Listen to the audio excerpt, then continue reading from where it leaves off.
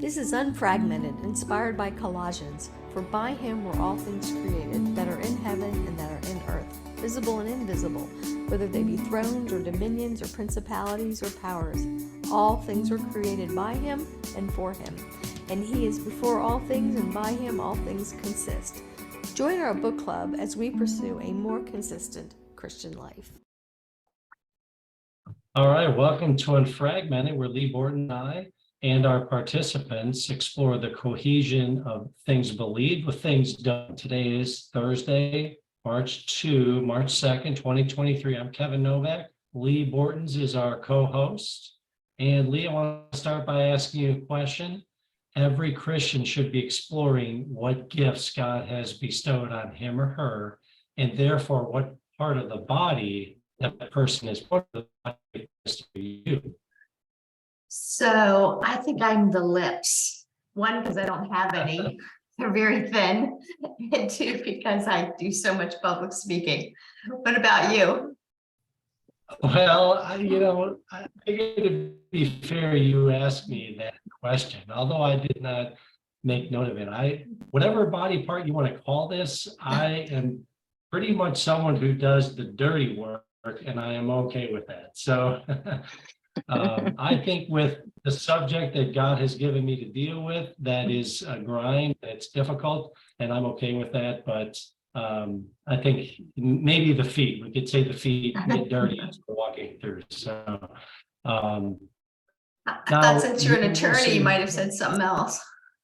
Oh, I could say the brain, but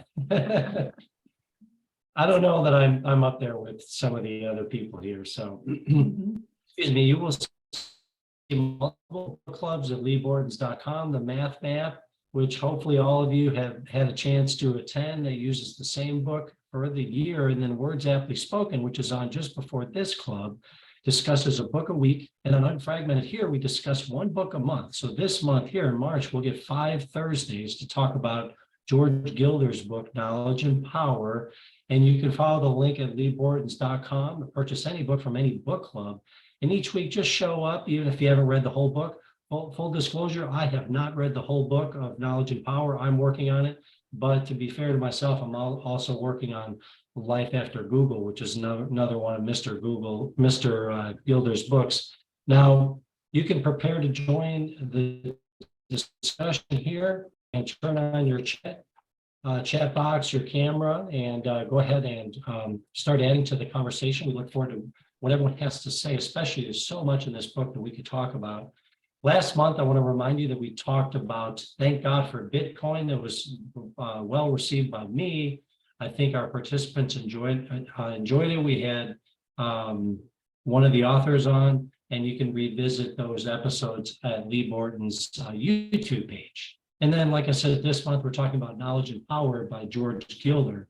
And Lee, I want to start the discussion, if you don't mind, by putting you on the spot here and asking you a question that I thought of when I was reading Knowledge and Power. You know, Mr. Gilder is unique. Well, we're all technically unique, but he is very intelligent. I want to ask you, what is it about technology that suggests, at least to me, it seems to be this chasm between like technology and God, or at least a belief in God. What do you think drives our society to move further away from God as we become more technologically advanced? Yeah, I don't know if that is true. It feels true to us in the era that we're in, but there's always been, that pendulum going back and forth where, Israel falls, then Israel rise again.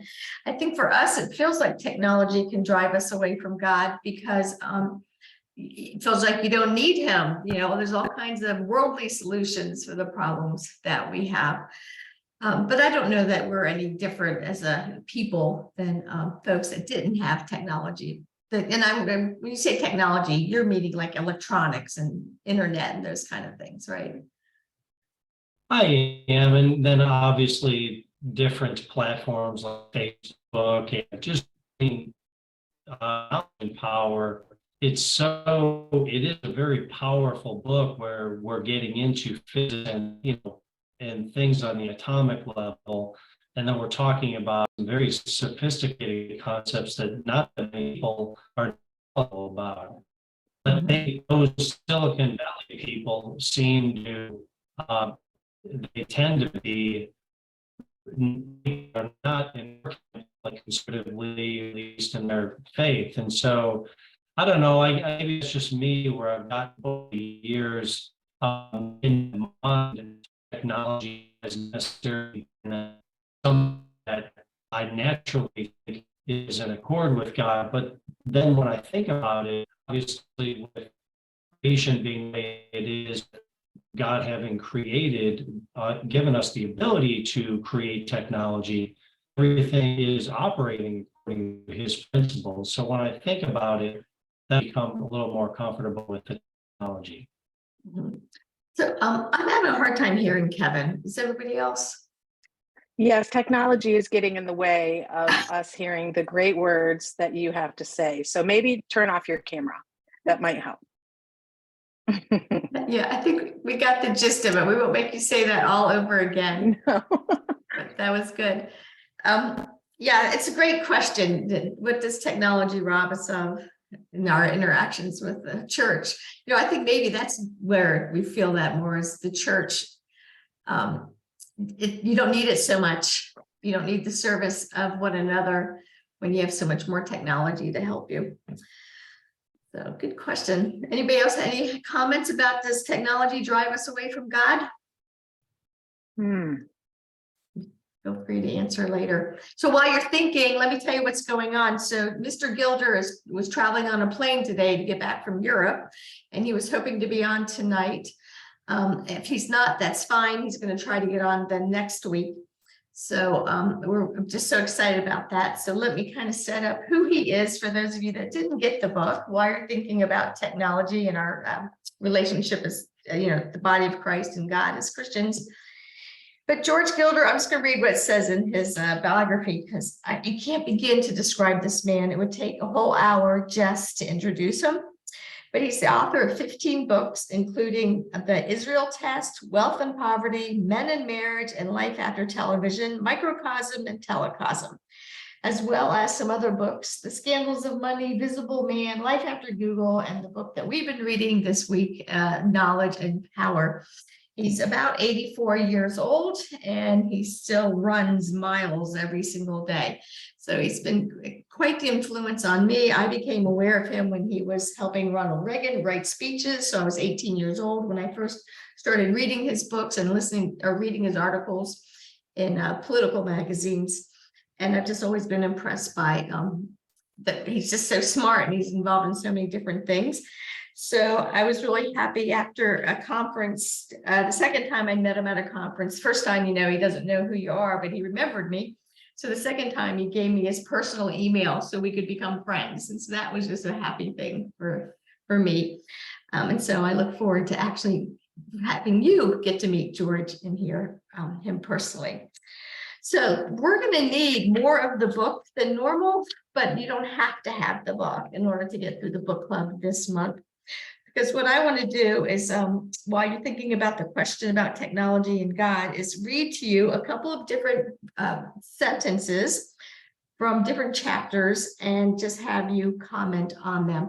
And I'm really hoping you guys will get inspired and don't let the technology get in the way. We need to talk. I want to hear from you. Okay, so my first quote I want to read is on page 5, The Need for a New Economics. We begin with the proposition that capitalism is not chiefly an incentive system, but an information system. We continue with the recognition explained by the most powerful science of the epoch that information itself is best defined as surprise, what we cannot predict rather than what we can. So what we cannot predict rather than what we can, that kind of surprise is the best information. And one reason this book really resonates me as a homeschooling parent is what are some of your greatest delightful times with your children is when they do what?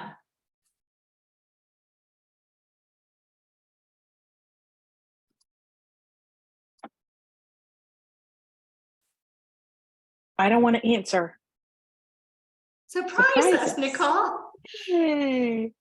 And when they surprise us, like, so what are some of the words we might say, like, about surprise with our children? For instance, describe how describe when your child surprises you. What is it about it that makes you surprised?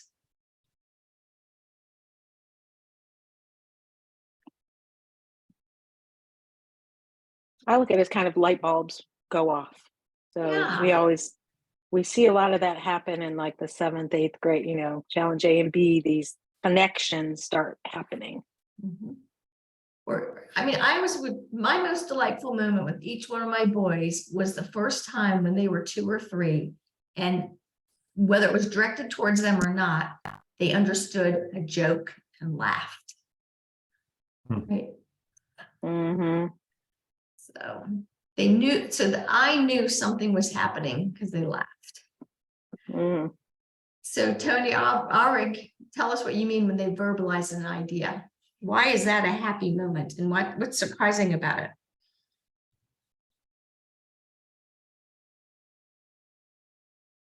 Does she not want to? She may not be able to talk. Yeah, it could be that happens sometimes. How about you, Rachel Jensen? When you have a whole handful of children, how do they surprise you?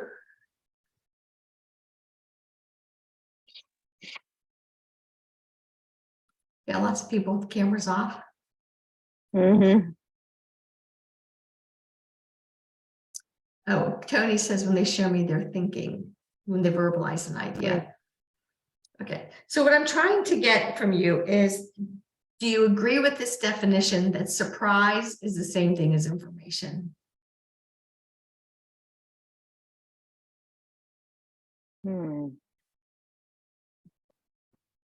Yes, I agree, because even in learning myself, when I'd wrestle with not knowing something and wrestle and wrestle and wrestle, and then all of a sudden it clicked, I felt like that was a Holy Spirit moment, that surprise. And then seeing that in my kids too is amazing. Yes. Yeah, so let's think about when they struggle with something, and instead of delight, there's tears or anxiety or frustration. There's a lack of knowing. There's something not right with what I'm thinking, and I can't identify what it is, what's causing the disconnect or the block or the lack of enjoyment. And then, aha, I got it. Information's made the connection. Yes. Right, good. Yeah, that's good. Okay, how does that relate to capitalism?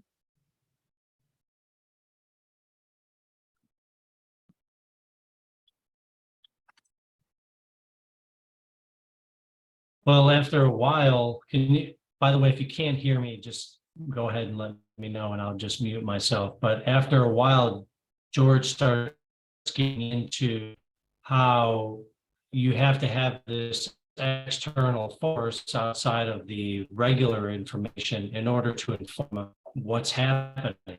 And I think he analogizes that with God being outside of us, but yet still informing us. But humans create things and we make connections, and we do that because God has allowed us to. And that brings something new to capitalism. It brings new ideas, creativity, and that's what brings development. And I'm at the point now where George is talking about artificial intelligence, where it's a closed system. There's nothing outside of it informing it or bringing anything new to the table. And so when we have information, humans, and their surprise coming to capitalism, that's how it's relevant to capitalistic economics, is we're little creators. Just like tell my kids, they're little creators. I don't tell them they're little gods, but they are God, and that they create things, and that's surprise that is brought to capitalism. Yeah. So So socialism is about planning.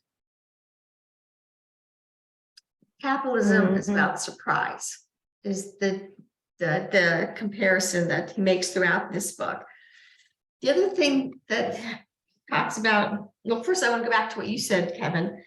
Where are you? Do you remember where he talked about about there has to be a God outside of the system for us to even know what's going on? Can you remember where that was?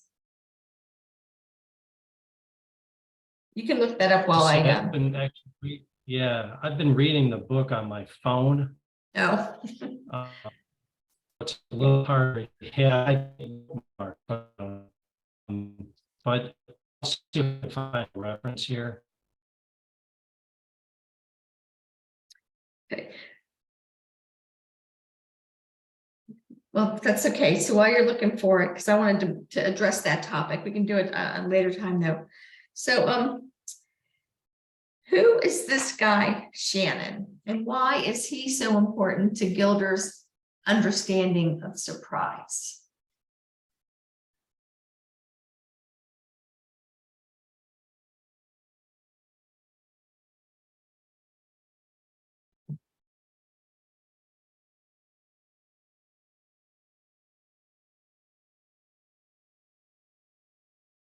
So the introduction to Shannon is on page 16 and 17.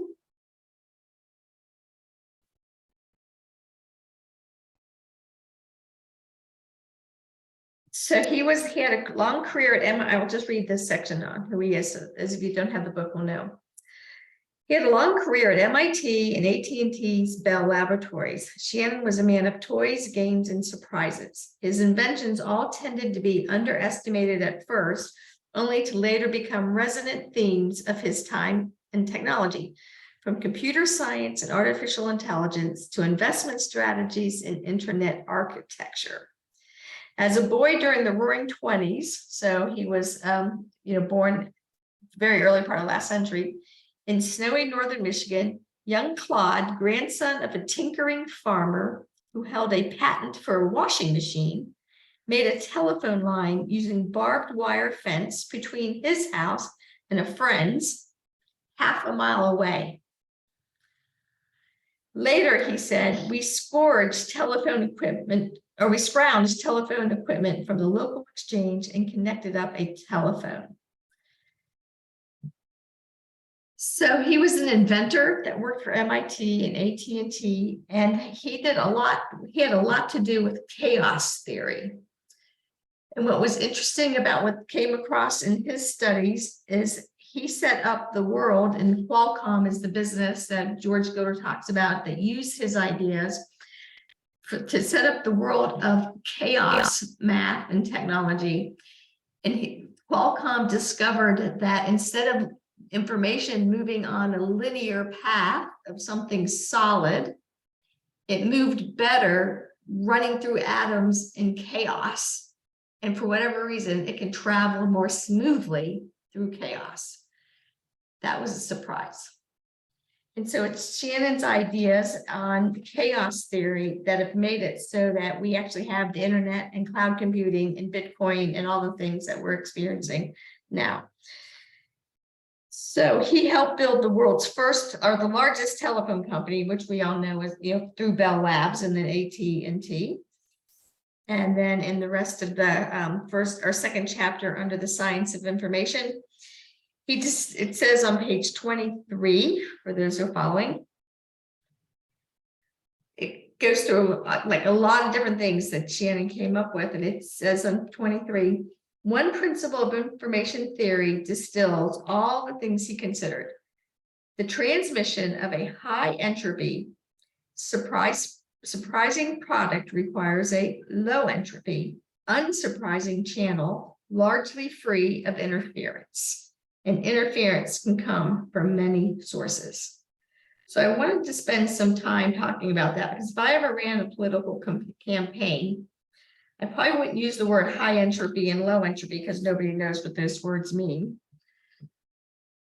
But in general, what he's saying is that high entropy surprise, in order to create something new and wonderful and never thought of before, and just put the resources and the money and the time and the energy and hiring people and taking risks and doing all these highly exciting, surprising things that nobody thought you would ever do requires low entropy rails.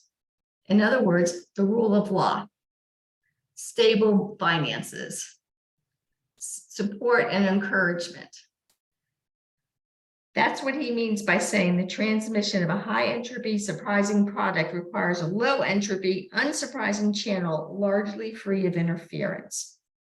So what is the interference that we have to deal with? What are some of the interferences that we deal with today that make it hard for somebody to start a new business or develop a new product? Because we need to teach our children how to overcome these. So Nicole said laws, regulations. So they could be the very things that are helpful too, though, right?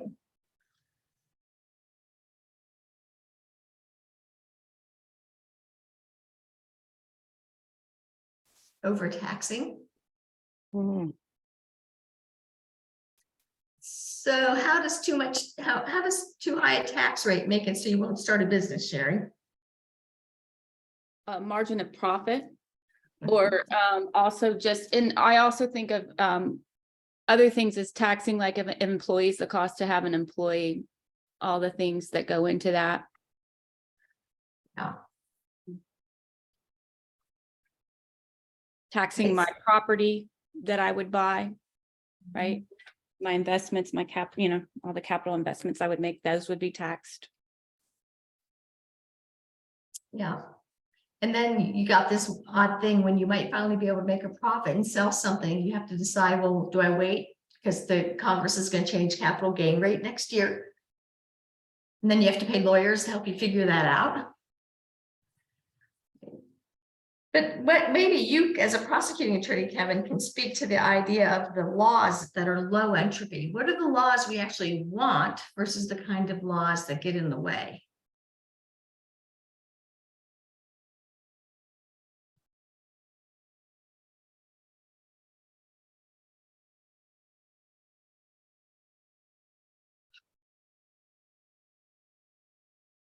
So there's incentive or disincentive, Kyle says. Explain, Kyle. We're going to get you to talk today, Kyle. I'm That's determined that all of you are going to say stuff. I was trying to not have to talk, but I guess I will. So incentive laws, that'd be like any type of grant that the government might give for you starting up a business. Like I know they give a lot of people getting out of the military farming grants to start up a farm or something like that. Or if they give you a tax break for getting into a certain business versus the opposite would be a disincentive. Well, they tax you higher. Mm-hmm.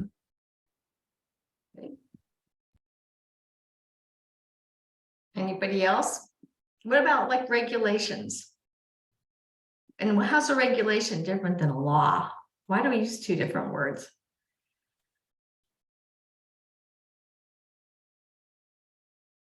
Well, I think the law wants to stop it, and the regulation wants to regulate what you're doing. So they want control over your thing, as opposed to a law actually wants to not allow it. They think your idea is great and they want to make money off of you, basically. They see it as a revenue source, right? We say that all the time. Oh, we need to build a stadium. It's a revenue source. We need to put in more infrastructure. It's a revenue source. But neither of those actually are. They just cost the government, they cost the citizens money. So what about the laws like, so you guys are bringing up business laws, but what about, don't we want laws like thou shalt not kill? Or that protect your property?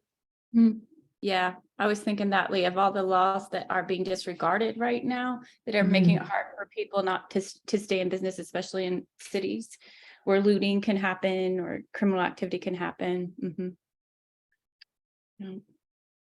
So once again, alluding back to whenever Carrie Morgan was on and talking about back the foundational law during, or James Madison, yeah, during the Revolution. And then towards now, how people coming and just asking for help rather than doing things themselves is a way that the rest of us are taxed. Right? So we have this whole voucher program we're fighting against, and the ESAs we're fighting against, which I found out ESA from Don Ayers told me ESA also means emotional support animals. So we may not want to fight against ESAs, but find another word for it. But there are people coming to try to help us, and yet we know in the long run they don't help because they'll have regulations, right? They'll control the things they want to help. So we even have to watch incentives and disincentives are really difficult for someone to get right that's not intimately affected by it. But within business, we want to have incentives in a lot of different ways. Okay. Any other kind of laws that we'd like to have?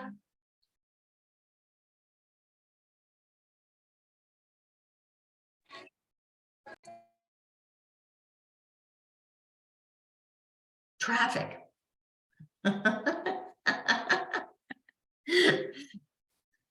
So that's what we could talk about. So at 2 a.m. when you're the only one at a red light, do you like the traffic laws? No. Do we obey the traffic laws then? No. There's not a police officer. You just go. No, You just I'm kidding. go. I'm kidding. No, that's something, because so that would be a different kind of question that we could talk about is when do you actually not obey the law? It is written as the law, but it's meant for a certain situation and circumstance. It's like we're supposed to, just like nowadays, whenever we follow our GPS when we know it's the wrong way. Sometimes we follow like the street lights and the stop signs when we know there's just nobody there. And it's there to help us, but then we act like it's there to hurt us, which isn't that the reason for it. So laws are a funny thing. Bible is really full of quite a few of them. But they also, so what happens? It makes the laws become abusive and that we don't want them.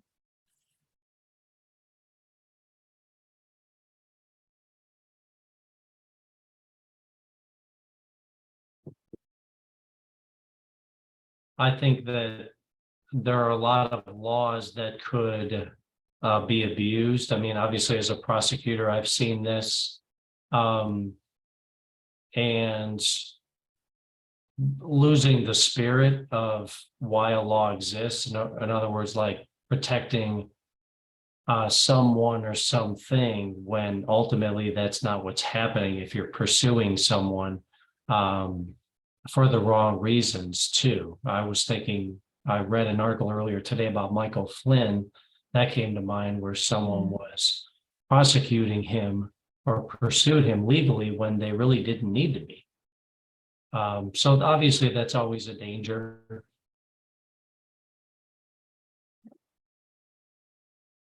So what do things then like insurance do to help with business and surprise? Is insurance a high entropy or a low entropy endeavor?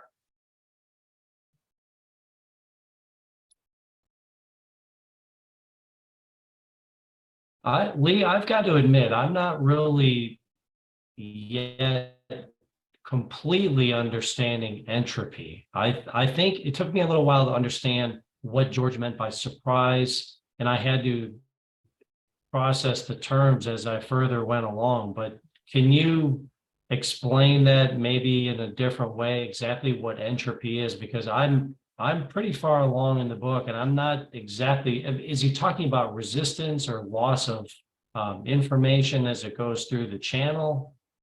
Yeah, I mean, you could replace with energy and be pretty close to what he means. So an entrepreneur would have high energy, and the rails, the things that support you, shouldn't cause a lot of friction.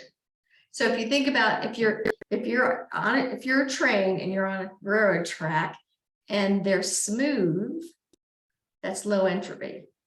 But if the railroad tracks were made bumpy, so you rattled all the time, that would be high entropy. Does that help? Mhm. Got some other engineers here. Sherry, Is it the that good? same thing? Okay. Is it the same thing also like when you don't use your muscles? Is it the same word? It's probably It's not. no, You know- you're thinking of what's the word she's thinking of, guys? When Your it- muscles been atrophied. Atrophy.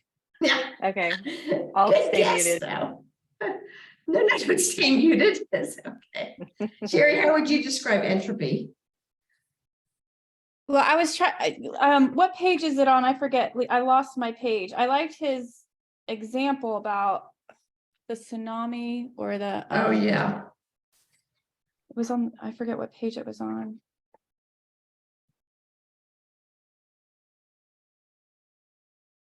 I know, I just saw it too. 23, Nicole said. 23. Nicole has the book. She should be answering some questions. I don't see it on 23. Yeah, it's the almost the last Oh, paragraph. here, like, I got it. Mhm. Interference can come from many sources. So he says that that's the interference, right? The having, let's see. Yeah. Yeah. Yeah, read that whole paragraph again. Okay, one fundamental principle of information theory distills all these considerations. The transmission of high entropy surprising product requires low entropy, unsurprising channel largely free of interference. Interference can come from many sources. Acts of God like tsunamis and hurricanes have been known to do the job, though otherwise vigorous economies quickly recover from these disasters. For a particular entrepreneurial idea, interference may come from the form of a more powerful competing technology. Oh.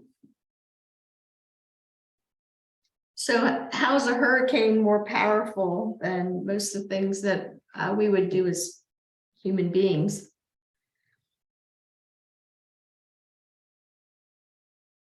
So it's being analogous here, right? That can be an act of God. It also can be a crony capitalist doing their best to make laws so that they're protected and the little guys would be crushed in trying to start a business. And the next paragraph really goes into it more, Lee. The most common and destructive source of noise, however, is precisely the institution on which we most depend to provide clear, stable channel in the first place. When government either neglects its role as a guardian of the channel, or worse, tries to help by becoming a transmitter and turning up the power on certain favored signals, the noise can be deafening. So he goes on to give some examples with that, but what are ways that the government could favor and turn up the noise, make the entropy so that it's deafening?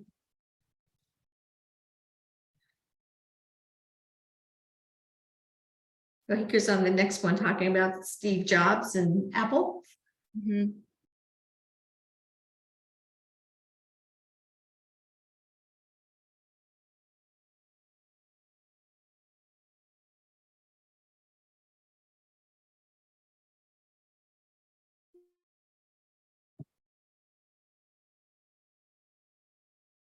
So why is MCI not a business anymore?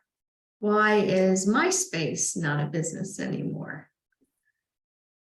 For totally different reasons. So some of you guys that are younger, do you know why MySpace doesn't? Well, actually, I think it still exists, but it's not much of a company. Because Facebook came along. Right? So so MCI, for those that don't know, that was the first satellite telephone system. So before that, it was always AT&T. So what was the surprise like MCI had compared to AT&T? So AT&T was the monster, right? It was big. It was the hurricane. And this little MCI was just launching satellites, trying to figure out how to get us so we didn't use wires. And it was going to be really difficult for MCI to become a company until the government decided to do what to AT&T? They broke it up into what we call baby bells.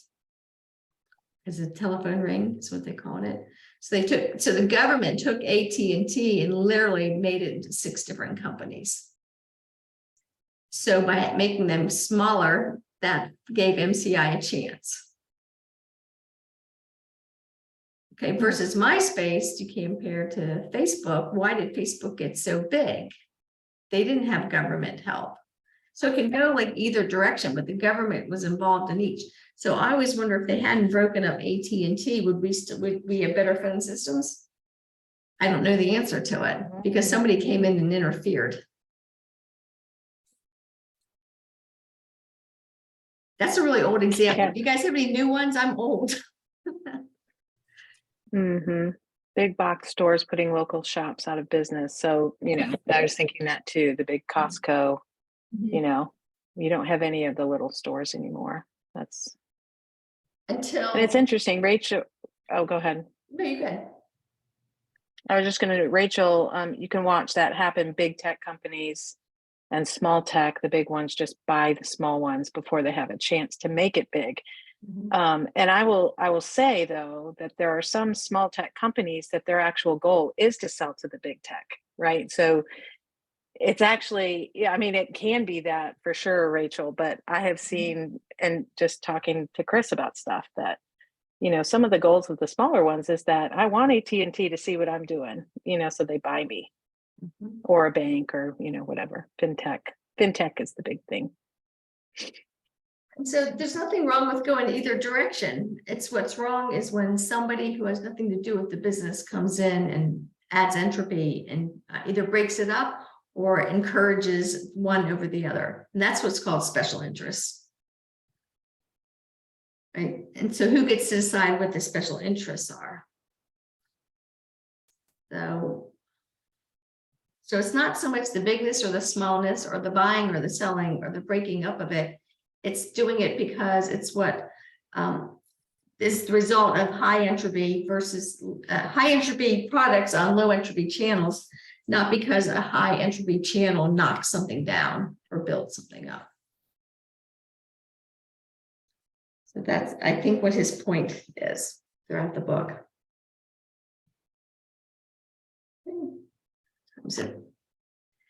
Okay, did any of you have a favorite sentence or phrase you wanted to talk about? Kevin, was there some other things that came to your, or Sherry or Nick? Who has the book, Nicole?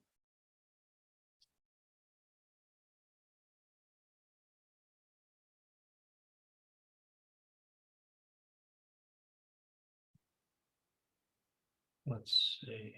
I did want to add, if you don't mind, we were just talking about the civil government favoring different groups or companies. One of the things they do, especially lately, is they hire the talent, the thinkers, and there's obviously that now even more within the last 4 or 5 decades, a pipeline from the Ivy Leagues to the federal civil government, and a lot of the technology they use, we don't have access to. And that is not something that I think is proper, and I don't think that's biblical.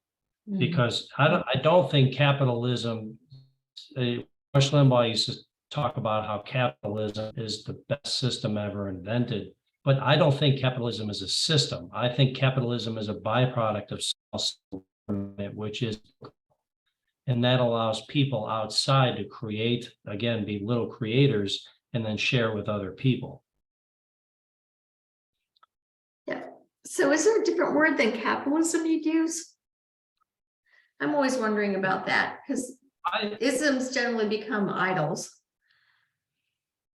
I'm okay with the term capitalism. I just don't know that I would agree that it should be described as a system that was invented. I think the free markets, that maybe that's a better term, the free markets are just people exercising their gifts with one another and just creating things or building things. Like Claude Shannon, the man was a genius and he was able to bring things to us now that we can utilize for God's glory. But I think that if he'd been working for the feds, You know, and as I understand it, the cellular technology existed like in the 1950s or 60s, but we never got a chance to use it because it was being monopolized by the federal Silicon government.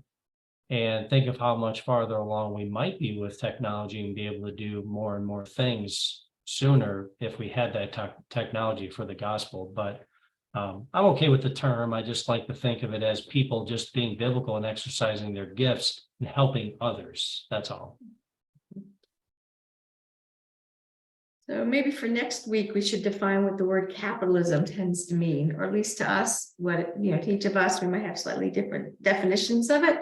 And is there a better word to use? Is free market better, or is, you know, economics relates to the home? You know, it's just something about building our home, but just building is maybe the word we want. I don't know. Nicole Well, does have a question here. Where does the consumer fit into entropy? Somebody else want to answer that? It's a good question.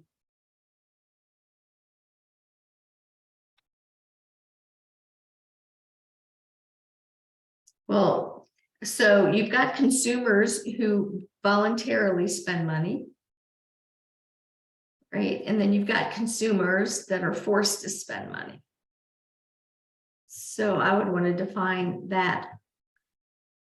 So for instance, all these years that we've been paying property taxes and we've been forced for schools, does that contribute to high entropy or low entropy?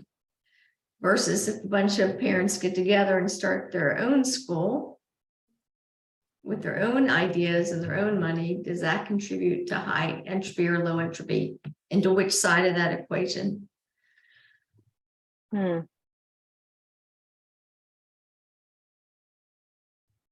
So right now there's, you know, we're living in a time where the consumer is clamoring. There's a lot of noise for give me, give me, give me.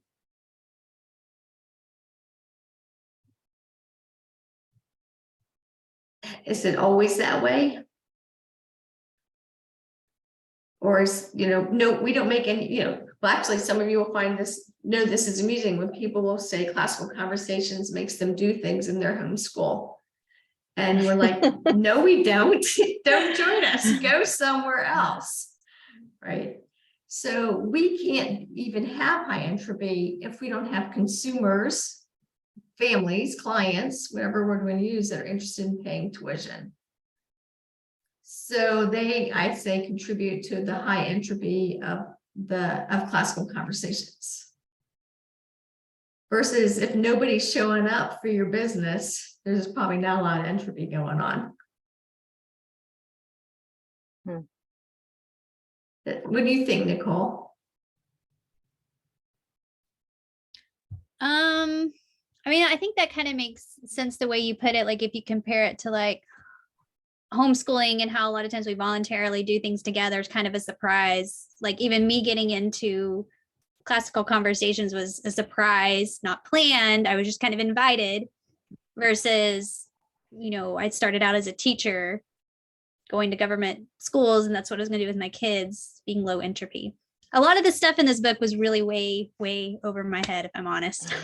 Yeah, that's all right. It was over mine too. This is why it's my 5th time through it. It's just sometimes you know something's important and it's worth the effort. I know that Kevin said the same thing, and so he's been watching videos trying to understand more of Gilder's points.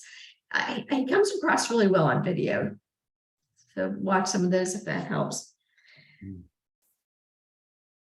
So entropy, capitalism, surprise, these are like all words being used in a different way than we're used to.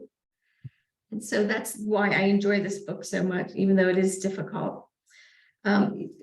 So hopefully he'll be on next week, and we're going to talk to him more about men and marriage and some of his theology books. Some of them are a lot easier reads than this one is. But meanwhile, I can see Julie wants me to have an ad. So thanks, Classical Conversations, for sponsoring this conversation. And feel free to go to classicalconversations.com in order to put in your zip code and see if there's a community near you. All right, we are about out of time.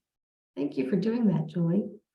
Okay, this is a tough book. It's not one that we're gonna, when George is on, we can ask him questions and we can just listen to him. But meanwhile, when he's not, if you're gonna be on, you need to read some of it and at least watch some videos, come with some good questions. And let's kind of wrestle through the information. So what I was gonna tell you is that these questions all pretty much came from chapters 1 to 3, which is, if you got through this, that's wonderful. So let's just keep going through the next 3 for next week. We won't get through the whole book in 5 weeks by any means, but I think we'll get better at setting up the definitions. Okay, so with that, Kevin, you want to end us in prayer?